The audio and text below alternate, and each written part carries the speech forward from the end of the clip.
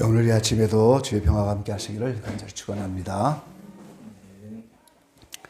이 한국에는 속담이 있고 격언의 말씀이 있고 또 여러 가지 고사 성어를 통해서 우리 선조들의 삶의 지혜를 볼 수 있는 부분이 많이 있습니다. 그런 격언 가운데 소도 언덕이 있어야 비빈다, 그런 말이 있습니다. 이 언덕이 있어야 이 소가 가려운 곳을 비비거나 언덕을 디뎌서 볼 수 있다, 이제 그런 뜻이라고 하는데, 이 어린 소가 뿔이 나기 시작하면 그 머리가 가렵다고 그래요. 그래서 이제 가서 언덕이 있어야 그 머리를 비비고, 또 사람도 늙으면 자꾸 여기저기 가려움증이 생기잖아요. 그것처럼 소도 나이가 먹으면 몸이 가렵다고. 근데 언덕이 있어야 가서 이제 가려운 것을 비빌 수가 있다는 거예요. 그래서 이것이 누구나 의지할 곳이 있어야 무슨 일이든 시작하거나 이룰 수가 있음을 비유적으로 이르는 말이다 그랬어요. 그러니까 소가 언덕이 있어야 비비고 이제 가서 요구를 이루는 것처럼 의지할 곳이 있어야 무슨 일을 시작할 수도 있고, 의지할 곳이 있어야 그걸 이룰 수가 있다, 이걸 비유적으로 이루는 말이다 그랬어요. 예전에는 부모가 도와주지 않아도 자수성가하는 그런 사람들이 많이 있었죠. 그래서 이 고사성어 가운데 형설의 공, 이런 말이 있잖아요. 여러 번 제가 말씀을 드렸는데, 이 중국의 동진의 차윤이라고 하는 사람이 얼마나 가난한지 이 등불을 켜야 되는데 기름 살 돈이 없는 거예요. 공부할 수 없잖아요, 밤에. 그러니까 반딧불을 잡아다가 병에 넣어서 그 반딧불의 불빛으로 공부해서 오늘날로 말하면 부총리입니다.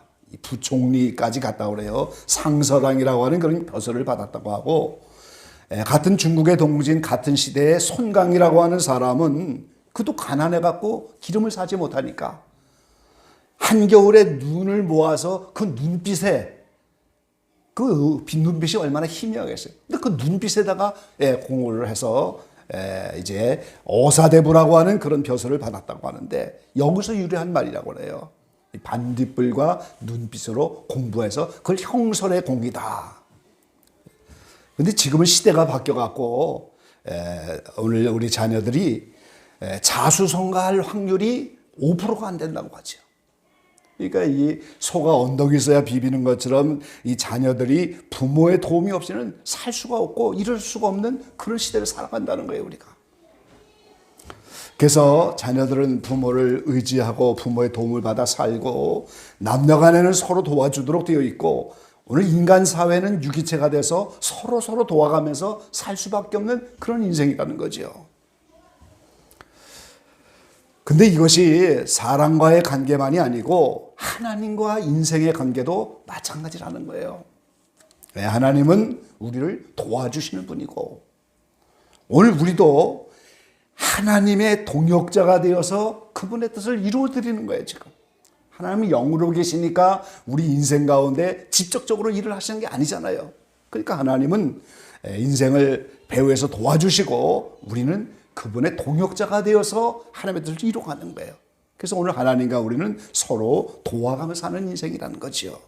그래서 오늘 하나님의 도우심을 바라라, 이런 제목으로 함께 은혜를 나누려고 합니다. 첫 번째는 인생을 도우시는 하나님이라는 거죠. 하나님이 종종 사랑의 하나님으로 나타나고 공의의 하나님, 영광의 하나님, 많은 하나님으로 나타나지만 오늘 본문 가운데 보면은 내가 산을 향하여 눈을 들리라, 나의 도움이 어디서 올꼬, 나의 도움이 천지를 지으신 여호와께서로다. 우리 인생의 도움은 이 모든 만물을 지으신 하나님에게만 도움이 온다는 거예요. 그래서 성경은 여러 가지 방백들을 의지하지 말라고, 세상을 의지하지 말라고, 인생에게 정작 도움을 줄 수 있는 것은 오직 하나님뿐이라는 거예요. 그래서 하나님은 우리를 도와주시는 분이다 하는 것을 알 수가 있죠. 고린도후서 1장에 보면 사도 바울이 아시아에 나가서 복음을 전할 때 얼마나 환난이 심하고 얼마나 어려웠는지 힘에 지나도록 심한 고생을 받아갖고 살 소망이 끊어졌다 그랬어요. 인생이 너무 어려지면 살 소망이 끊어지는 거죠. 그래서 마음의 사형 선고를 받은 줄 알았는데 오늘 하나님께서 인생을 의지하지 말고 사람을 의지하지 말고 죽은 자를 다시 살리시는 하나님만 의뢰하게 하려 하십니다. 그걸 깨달았어요. 그러니까 오직 하나님만을 의지했어요. 그러니까 하나님이 그 환난과 사망에서 우리를 건져주셨고 또 이후라도 건지시기를 그를 의지하여 바라노라 그랬어요. 그러니까 하나님만 인생의 도움인 것을 알았죠, 사도 바울이. 이제는 하나님만 바라보는 인생이 되었다는 거죠. 사무엘상 1장에도 보면은 오늘 사무엘을 낳은 그 한나라고 하는 여인이 오늘 자녀를 갖지 못하고 남편이 도와주고 남편이 분깃도 많이 주고 그래도 이제 인생의 문제를 해결할 수 없는데 오직 하나님이 은혜를 베풀어 주셔서 사무엘을 낳잖아요, 지금. 그러니까 오늘 인생은 하나님만이 나의 문제를 해결하시는 거고 하나님만이 나의 생명을 주관하는 것이고 하나님만이 나를 도울 수 있는 분이라는 거예요. 여러분 모두에게 하나님이 도와주시게 되기를 간절히 축원합니다. 자, 그래서 하나님이 인생을 도우시는 하나님인데 두 번째는 이 하나님이 도우시는 방법이 무엇이냐 하는 거예요. 하나님은 정작 인생을 어떻게 도와주시느냐. 시편 107편 20절 말씀에 보시면 저가 그 말씀을 보내어 저희를 고치사 위경에서 건지시는도다 그랬어요.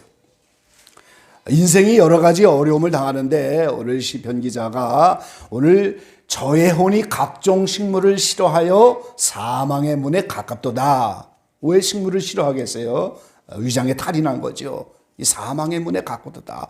그래서 근심 중에 여호와께 부르짖으시니까 하나님이 고통에서 건져주시는데 말씀을 보내어 그랬어요. 말씀을 보내어서 저희를 위경에서 건지시는도다. 그러니까 하나님이 인생을 도우시는데 하나님의 도우시는 방법은 말씀을 보내서 도와주시는 거예요. 그러니까 하나님이 무슨 말씀을 주시면 그 말씀이 우리의 믿음을 통하여 우리의 마음으로 들어오고 그 말씀이 살아 움직이고 능력 있는 능력의 말씀으로 그 말씀을 통해 역사를 하시는 거예요. 그래서 하나님은 말씀을 보내어서 인생을 도와주시는 거예요. 열왕기상 17장 17절 말씀에도 보면은 열왕기상입니다. 열왕기상 17장 14절 말씀해 보니까 이스라엘 하나님 여호와의 말씀이 나 여호와가 비를 지면에 내리는 날까지 그 통의 가루는 다하지 않고 그 병의 기름은 없어지지 아니하리라 하셨느니라 그랬어요.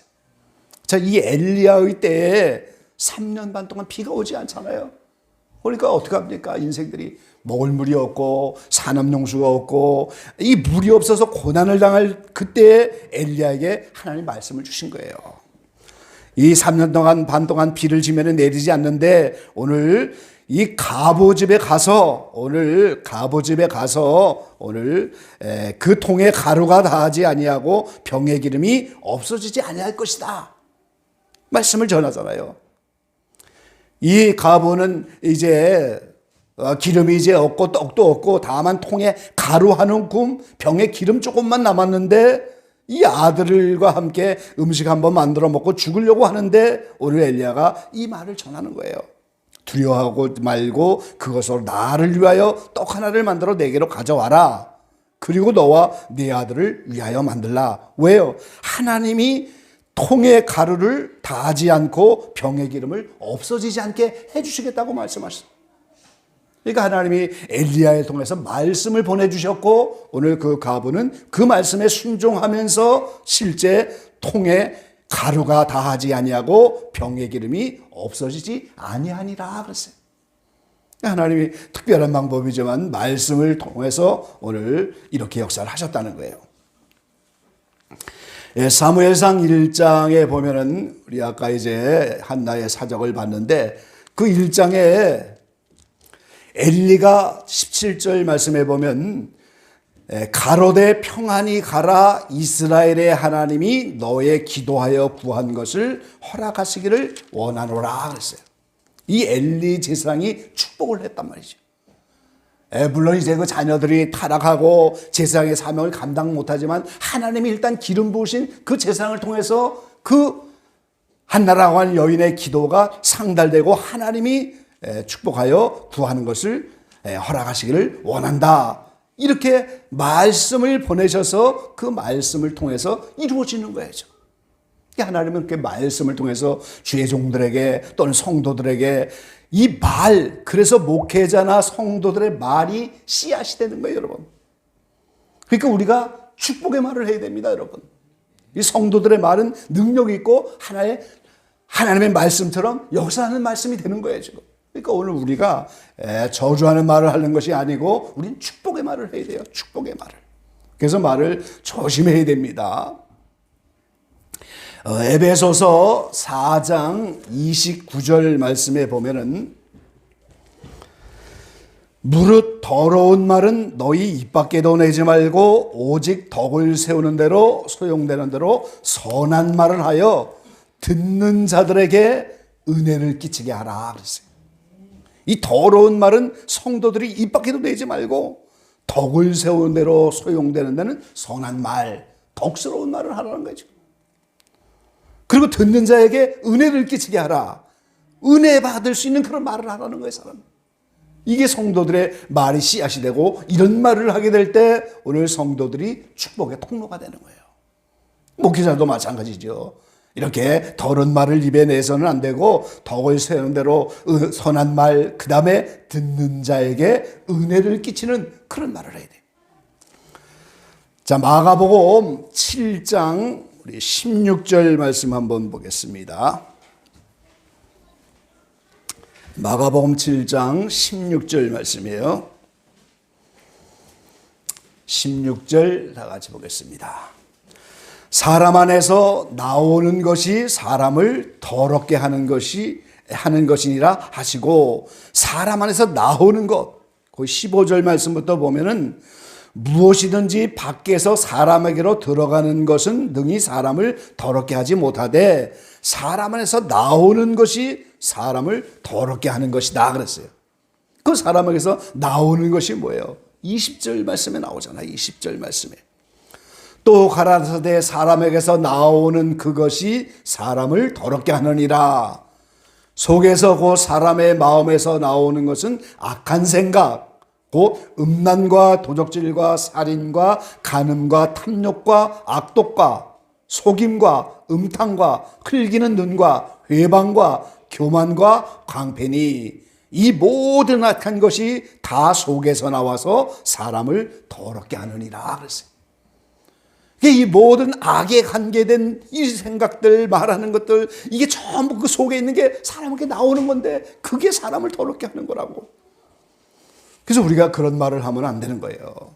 그래서 오늘 우리는 선한 말, 은혜스러운 말, 덕스러운 말, 이런 말을 통해서 그 하나님이 그게 그들의 말을 통해서 그 말씀을 통해서 하나님이 역사를 한단 말이에요. 지금 성도들의 말씀이 이렇게 생산력 있고 능력이 있는 거예요. 그러니까 우리가 말을 조심스럽게 해요. 예.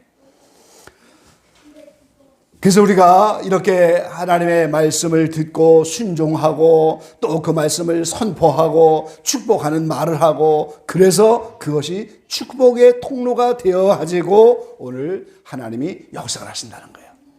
하나님 그렇게 우리를 도와주시는 거예요. 그래서 우리가 될 수만 있다면 이 가정에서요, 세상 음악 틀어놓으면 안 됩니다. 우리는 하나님의 음악을 틀어야 돼요. 찬송을 틀어놔야 되고 말이죠. 하나님의 말씀이 은은히 울려 퍼지도록 이렇게 해야 돼요. 그럴 때 그 속에서 빛의 에너지가 역사를 하는 거예요. 우리가 계속해서 신령한 것들, 그런 걸 사모하면서, 그러니까 나쁜 음악을 틀어놓고 세속 음악을 틀어놓고 그 파장이 계속해서 우리의 마음과 생각을 움직이게 하니까 그건 절대로 하면 안 돼요. 좋은 찬송가를, 찬양을 틀어놓고 말씀이 울려 퍼지게 하고 말이죠. 계속 그런 거를 접해야 오늘 우리가 이렇게 우리의 말이 좋은 말, 선한 말이 나올 수가 있고 하나님 말씀이 나올 수가 있고, 그래서 하나님이 그 말씀을 보내는 거예요. 찬양도 곡조 있는 가사고 하나님 말씀으로 되어지는 거, 그런 것들이 하나님이 역사하는 통로가 된단 말이죠. 그래서 우리가 하나님은 말씀을 보내서 우리를 도와주신다 하는 사실을 알 수가 있죠. 그리고 그 다음에는 로마서 8장 26절로 27절 말씀해 보니까 이와 같이 성령도 우리 연약함을 도우시나니 우리가 마땅히 빌 바를 알지 못하나 오직 성령이 말할 수 없는 탄식으로 우리를 위하여 친히 간구하시느니라. 마음을 감찰하시니가 성령의 생각을 아시나니 이는 성령이 하나님의 뜻대로 성도를 위하여 간구하심이니라. 하나님의 인생을 도와주시는데 어떻게 도와주시나요? 성령께서 말할 수 없는 탄식으로 우리를 대신하여 간구하도록 기도하게 하셔서 오늘 그 기도를 받으시고 우리에게 역사해 주시는데, 이게 성령의 도우시는 방법이고 하나님이 도우시는 방법인 거예요. 그러니까 오늘 저와 여러분이 성령으로 충만하여 기도하지 않으면 안 되는 거예요. 반드시 그 성령께서 말할 수 없는 탄식으로 우리를 대신하여 간구하신다고. 그 성령님은 하나님이 여기잖아요 지금. 그럼 하나님이 하나님께 기도하는 거예요. 우리는 그분의 뜻을 다 알지 못하지만 하나님은 우리를 뜻대로 간구하게 하신다 그러잖아요. 뜻대로 간구하게. 뜻대로 기도하면 다 받는 거죠. 우리가 못 받는 게 어디 있겠어요. 그러니까 뜻대로 간구하도록 성령께서 우리의 모든 생각을 아시고 우리의 마음을 감찰하셔갖고 하나님의 뜻대로 말할 수 없는 탄식으로 우리를 위해서 기도하게 하신단 말이죠. 그러니까 하나님이 이렇게 기도를 통해서 오늘 우리를 도와주신다는 거예요. 그래서 오늘 세 번째 결론은 우리가 주님께 도움을 요청하는 인생이 돼야 한다. 하나님의 인생을 도와주시는 분인 줄 알고 그분은 언제라도 준비가 되어 있는 분이고 말이죠. 그분은 말씀과 기도라는 방법을 통해서 우리를 계속 도와준다면 오늘의 말씀의 제목처럼 그 하나님 여호와께 도우심을 구하고 그걸 바라는 인생이 돼야 돼요. 그럼 거기에는 절대적으로 믿음이 필요하잖아요. 하나님은 도와줄 수가 있는 분이다. 그 믿음이 없으면 누가 구하겠어요? 그 믿음을 갖고 구하지 않으면 무슨 소용이 있겠어요? 그러니까 하나님은 절대적으로 나를 도와줄 수 있는 분이다. 이 믿음을 가지고 하나님께 도움을 요청하는 그런 인생을 살아가야 돼요. 마가복음 9장 24절 말씀입니다. 마가복음 9장 24절. 곧 그 아이의 아비가 소리를 질러 가로되 내가 믿나이다 나의 믿음 없는 것을 도와주소서 하더라 그랬잖아요. 자, 예수님이 공생의 도중에 이제 다른 성경에 보면은 오늘 예수님이 변화산에서 놀라운 변화산의 역사를 일으켰는데 이 산 밑에서 남아있는 제자들이 서로 변론하며 그러는데 오늘 아들이 귀신 들리고 아들이 고통당하는 그 아비가 이거 제자들에게 가지고 나왔는데 이 제자들이 고치지 못하는 거예요. 여기서 우리가 아버지의 고민을 볼 수가 있고 귀신 역사하는 아들의 고민을 볼 수가 있고 이를 고치지 못하는 제자들의 안타까운 모습을 볼 수 있잖아요. 그런데 예수님이 그 산에서 내려왔을 때 오늘 예수님 앞에 이 아버지가 고백하는 거예요. 우리를 불쌍히 여겨주시고 좀 도와주십시오. 22절에 그러니까 예수님이 할 수 있거든이 무슨 말이냐 믿는 자에게는 능치 못할 일이 없느니라. 그러니까 이 아비가 소리를 질러서 내가 믿나이다 나의 믿음 없는 것을 도와주소서. 자기가 믿음이 있어야 이 아들의 문제를 해결할 수 있다고 생각하니까 내 믿음 없는 걸 좀 도와달라고 말이죠. 믿는 자에게는 능치 못할 일이 없다고 말씀하시니까. 그러니까 아버지는 천지 만물을 지으시고 모든 걸 다 도와줄 수 있는 분이란 말이에요. 그걸 내가 좀 믿도록 믿음 없는 걸 도와달라고 간절히 기도하니까 오늘 예수님이 그 아버지에게 믿음을 주시고 그 아이를 그 자리에서 고쳐주셨어요. 이 우리의 믿음을 통하여 우리는 하나님께 믿음을 통하여 하나님께 도움을 요청해야 되는 거예요. 같은 마가복음 10장 47절 말씀에도 보니까 47절입니다. 47절. 나사렛 예수시란 말을 듣고 소리질러 가도되 다윗의 자손 예수여 나를 불쌍히 여기소서 하거늘. 자, 이 바디메오 얘기죠. 이 소경거지 바디메오가 자기 앞으로 나사렛 예수가 지금 지나가고 있단 말이죠. 그 어디선가 풍문에 들었어요. 지금 예수님이란 분이 나타나셨는데 가는 곳마다 병자를 고쳤고 가는 곳마다 치유 역사가 나타났고, 그런데 장님이니까 어떻게 할 수가 없는데 자기 앞에 지금 나사렛 예수가 지나가니까 소리를 질러갖고 다윗의 자손 예수 그리스도여 나를 불쌍히 여겨달라고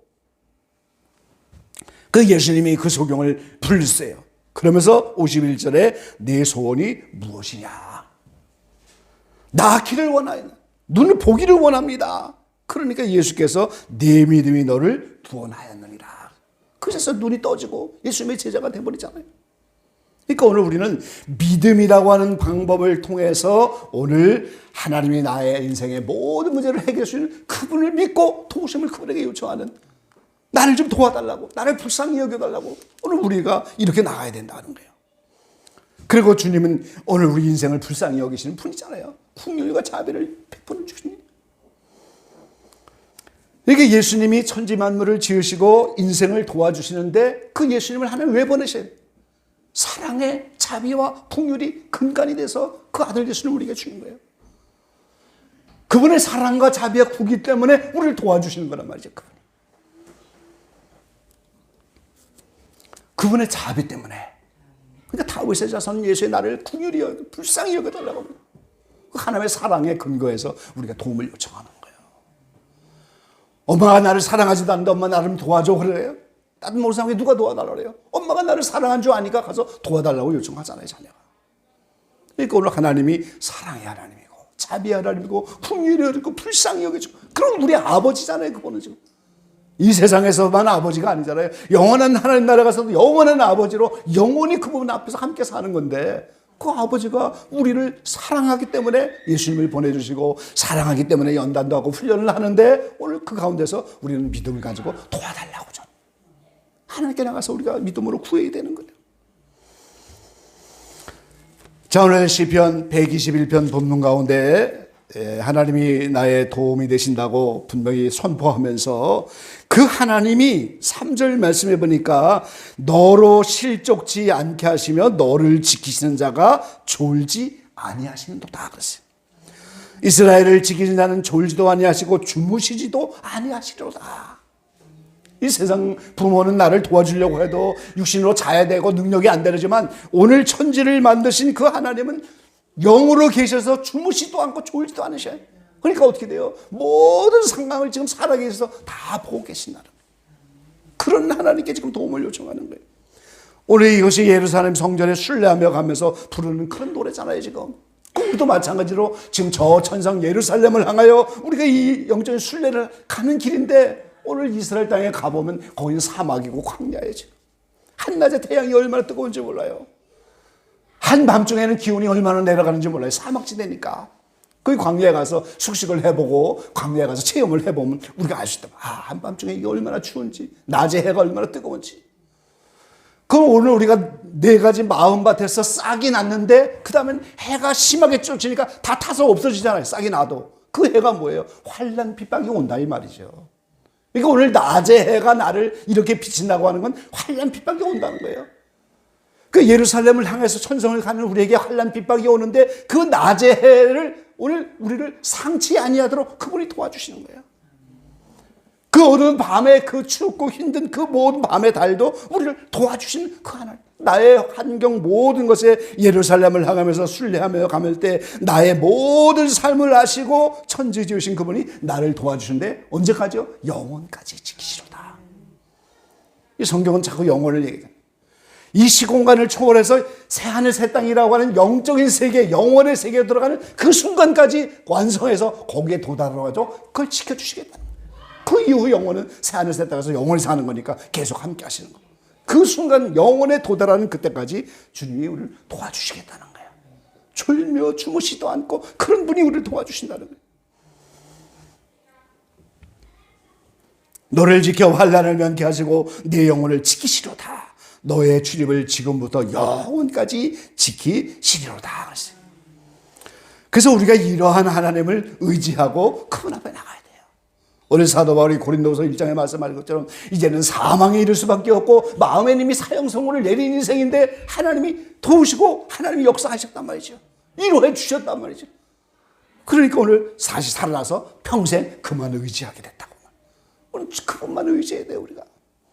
잠언서 16장 20절에 보면 의지하는 자가 복이 있다 그랬어요. 하나님만 의지하는 인생이 복이 있는 거예요.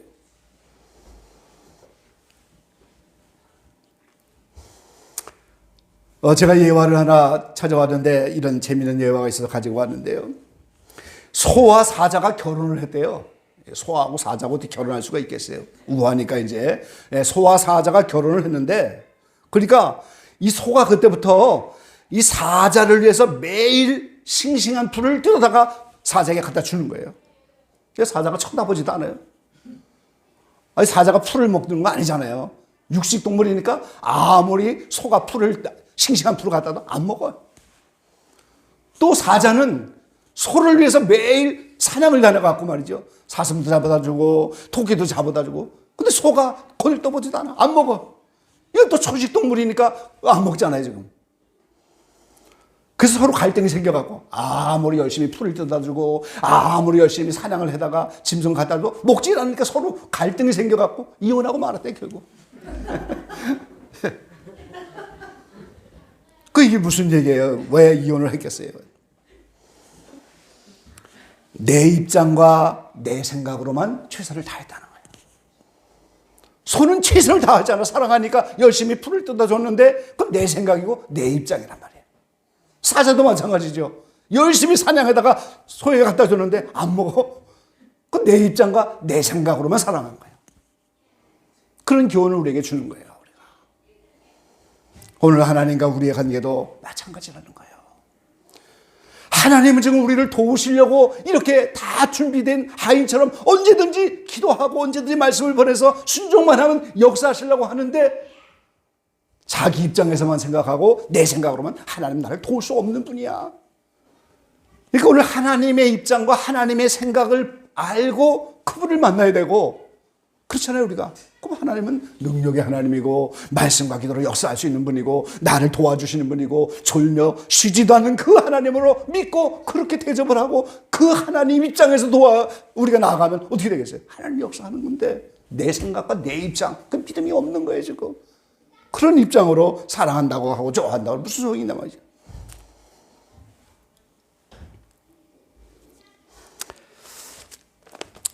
우리 마태복음 14장 말씀 하나 찾아보겠습니다. 마태복음 14장 22절에서 33절까지 우리 교독해 보겠습니다. 예수께서 즉시 제자들을 제쳐가사 자기가 무리를 보내는 동안에 배를 타고 앞서 건너편으로 가게 하시고,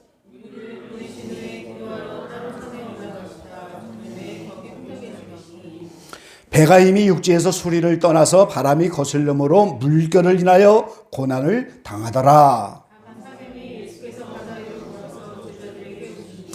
제자들이 그 바다 위로 걸어오심을 보고 놀라 유령이라 하며 무서워하여 소리 지르거늘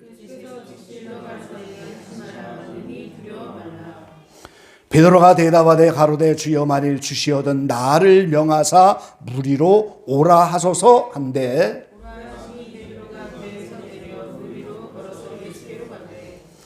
바람을 보고 무서워 빠져가는지라 소리질러 가로되 주여 나를 구원하소서 하니,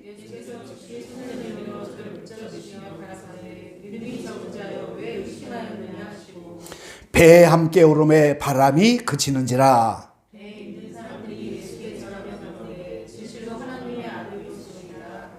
예, 아멘. 이 아주 제가 은혜 받았던 이런 말씀인데 여기에 즉시라고 하는 말이 3번이나 나오잖아요. 즉시 3번이 나와요. 22절을 보니까 예수께서 즉시 제자들을 제쳐가사 그리고 배를 타고 바다 건너편으로 가자 그랬어요. 오늘 예수님은 3년 동안만 공생했는데 이 12 제자를 초대교회 장성한 겨자나무로 이렇게 양육을 시켜서 그들의 영적 진도가 빨리빨리 나가야 되니까 즉시 제쳐가갖고 바다 건너편으로 가자. 이건 죄악의 바다를 건너가자 그런 뜻이란 말이에요. 영적으로. 죄악의 쓰레기통과 같은 이 세상 바다, 거기를 건너서 하늘나라로 가자. 개인적으로 이 제자들이 다 오순절에 장성한 겨자나무로 이기는 자가 다 돼야 되는데 이걸 제쳐가서 빨리빨리 가자. 진도가 나가자. 이제 다음 과목 가자. 그래서 이제 오병이어의 기적이 끝나고 나서 그 다음엔 바다 건너로 가자. 즉시 재촉을 하셨어요. 그리고 예수님은 산에 기도하러 올라가셨는데 오늘 바람이 일어나니까 물결 때문에 오늘 제자들이 고통을 당하는 거예요. 그 예수님이 혼자 기도하시다가 그걸 알고 바다 위로 걸어오시는 거예요, 지금. 그러니까 오늘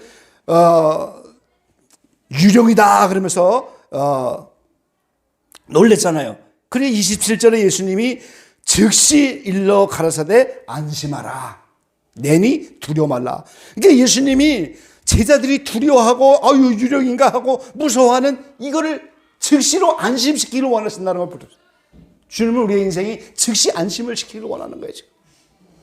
영적으로 즉시 빨리빨리 성장하자. 이게 주님의 입장이고 예수님은 우리를 안심시키려고. 그런데 이 베드로가 이 수제자답게 말이죠. 천방지축의 베드로지만 이때는 용감하게 예수님인 줄 알고 보니까 어떻게 돼요? 그냥 물 위로 더 뛰어내리잖아요. 그래서 물 위로 걸어가는데 바람을 보고 무서워서 다시 빠져버렸어요. 그러니까 31절에 즉시 손을 내밀어 붙잡으시고 이렇게 세웠단 말이죠. 그러니까 오늘 인생이 이 죄악의 바다에 빠져서 허우적거리는 걸 오늘 주님은 원치 않으시는 거예요. 그러면서 믿음이 작은 자야 왜 의심하였느냐.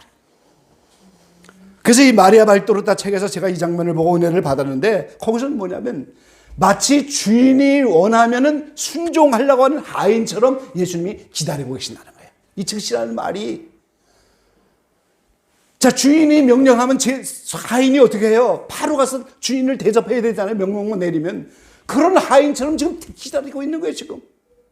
그 우리가 말씀 앞에 순종하고 이제 우리가 기도하고 성령께서 말할 수 없는 탄식으로를 도우셔서 이렇게 기도하면 하나님이 그걸 받으시고 즉시 하인처럼 역사해서 우리를 안심시키고 바다에서 허우적거리는 걸 건져내시고 영적으로 성장을 이루시고 이러면서 빨리빨리 우리의 모든 걸 도와주시려고 그렇게 준비된 하인처럼 그렇게 기다리고 계신다는 거예요. 근데 인생들이 그걸 믿음으로 받지 못하고 순종하지 못하고 성령으로 탄식으로 기도하지 못하고 그러니까 하나님의 도우시는 방법이 없는 거예요 지금. 예, 소와 사자처럼 내 입장 내 생각으로만 주님을 사랑하지 마시고 오늘 인생 가운데 서로 도울 때도 내 입장 내 생각으로만 서로 사랑하지 마시고 상대방의 입장을 생각하면서 하나님의 입장을 생각하면서 오늘 말씀과 기도로 이렇게 주님 나가면 그 하나님 모든 걸 준비하시고 순종한 하인처럼 역사하려고 우리를 기다리고 계시는 거예요. 그래서 그분은 말씀과 기도로 역사하심을 믿으시고 하나님은 나를 도우시는 분인 걸 믿고 여러분이 그 마음에 요청하여 말씀 앞에 순종하고 기도하면서 주님께 요청하는 이런 복된 생애를 살아가는 저 여러분 되시기를 간절히 축원합니다. 기도하겠습니다.